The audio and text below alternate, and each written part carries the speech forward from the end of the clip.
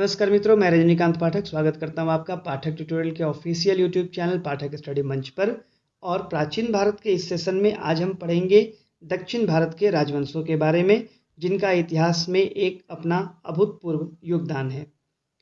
दक्षिण भारत में पल्लव वंश का उदय हम सबसे पहले देखेंगे, और ये तब उदय हुआ जबकि सातवाहन वंश पतन की ओर था। शिवस्कंद वर्मन को पल्लव वंश का संस्थापक बताया गया है और अपने शासन काल में कांची को राजधानी बनाई थी।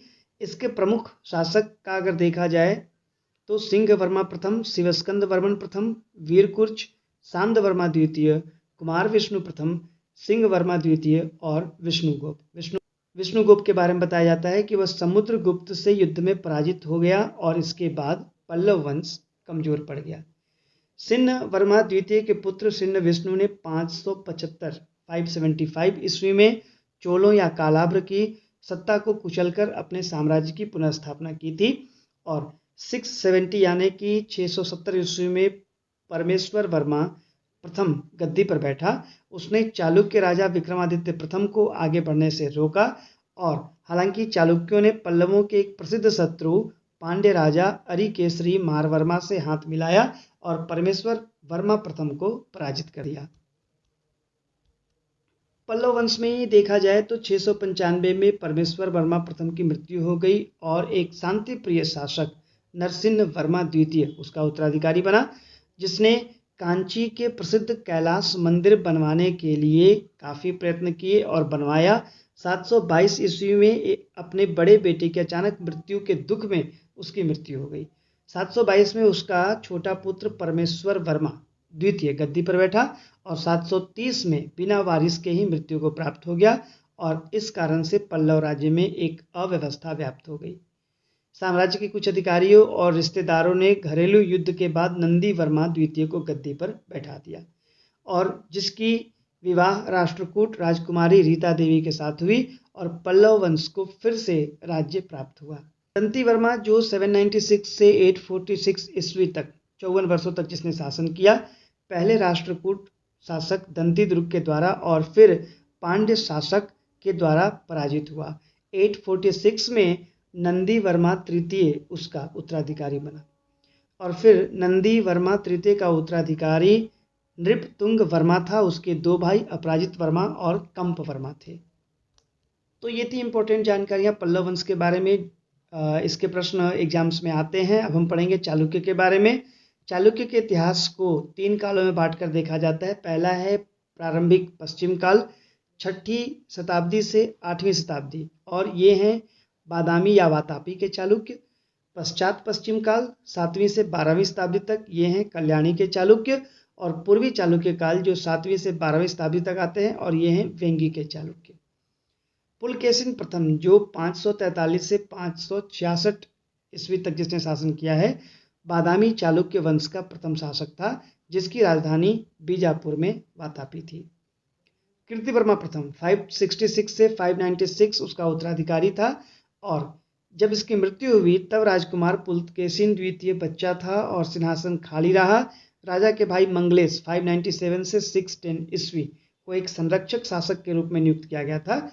कई वर्षों तक उसने राजकुमार की हत्या के असफल प्रयास किए, किंतु अंततः राजकुमार और उसके मित्रों द्वारा स्वयं की हत्या करवा ली।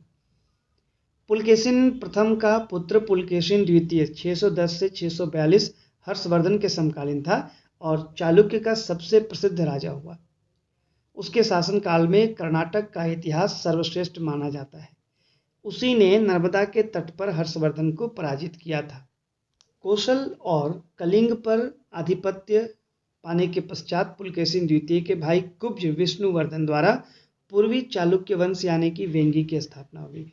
631 ईस्वी तक चालुक्य साम्राज्य का विस्तार इस समुद्र से उस समुद्र तक हो चुका था। हालांकि 642 में पल्लव शासक नरसिंह वर्मा प्रथम ने चालुक्य राजधानी वातापी यानी कि बादामी पर आक्रमण कर लिया और पुलकेशिन द्वितीय को हराकर उसकी हत्या कर दी। चालुक्यों का उभार अगर देखा जाए तो पुनः एक बार विक्रमादित्य प्रथम 655 से 681 ने समकालीन पांड्व, पल्लव, चोल और केरल के शासकों को परास्त करके इसकी सर्वोच्चता स्थापित की।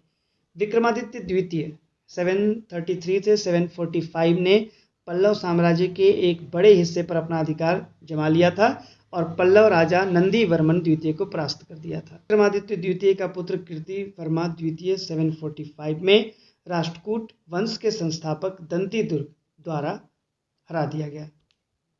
अब हम बात करते हैं मदुरै के पांड्य वंश की, जो कि 6वीं से 14वीं शताब्दी तक रहा।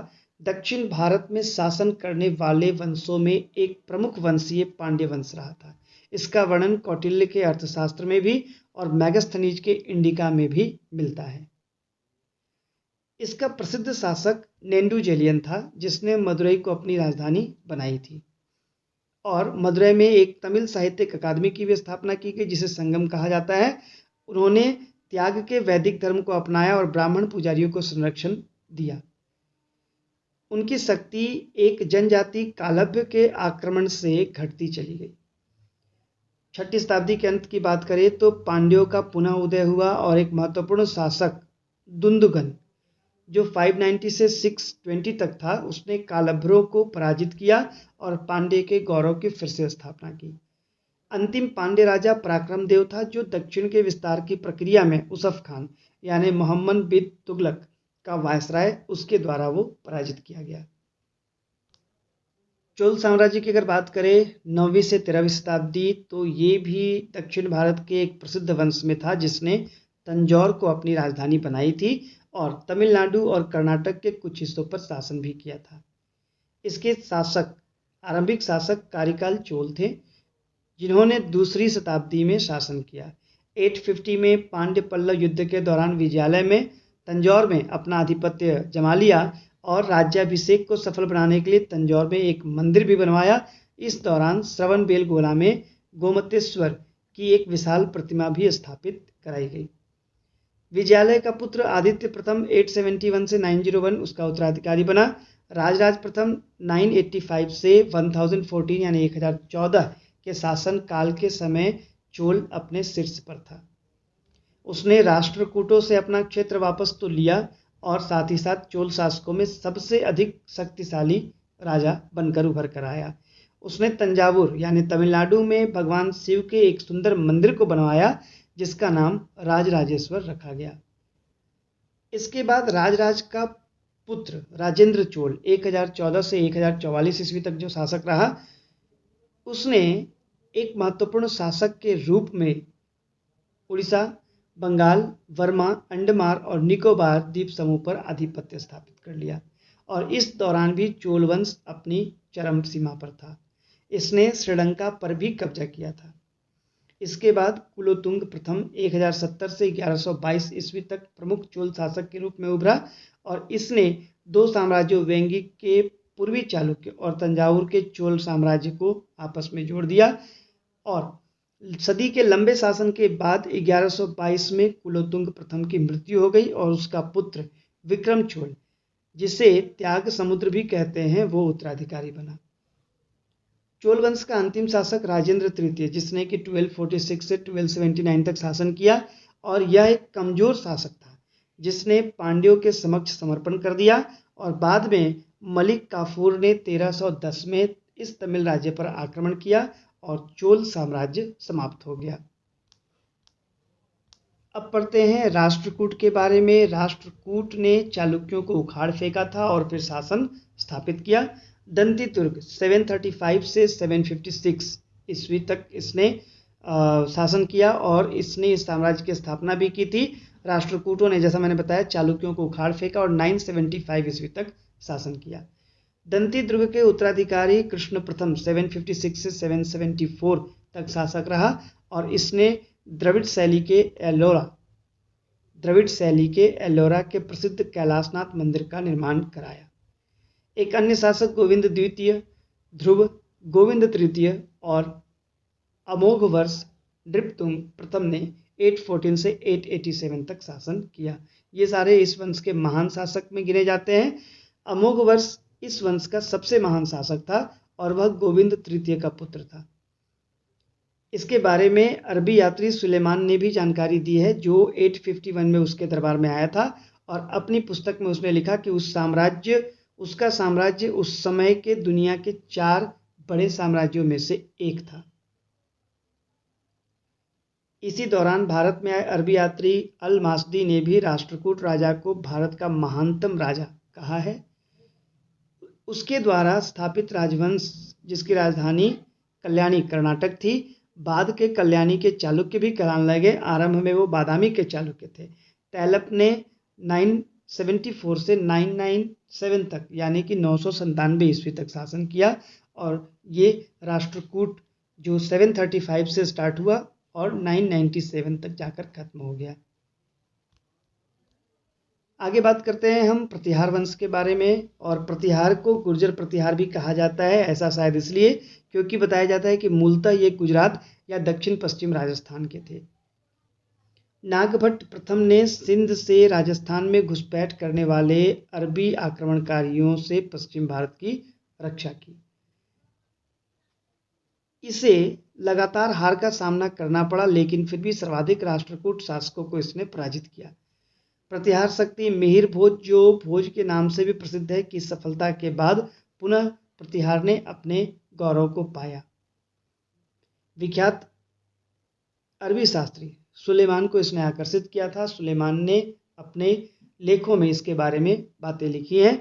मिहिर भोज का उत्तराधिकारी महेंद्र पाल और उसकी प्रमुख उपलब्धि ये रही है कि मगध और उत्तरी बंगाल पर उसने अपना आधिपत्य स्थापित किया और दरबार के प्रसिद्ध लेखक राजशेखर और उनकी रचनाएं कर्पूर मंजरी, बाल रामायण, बाला और भरता और काव्य मीमांसा, इनसे प्रश्न एग्जाम्स में पूछे ही जाते हैं।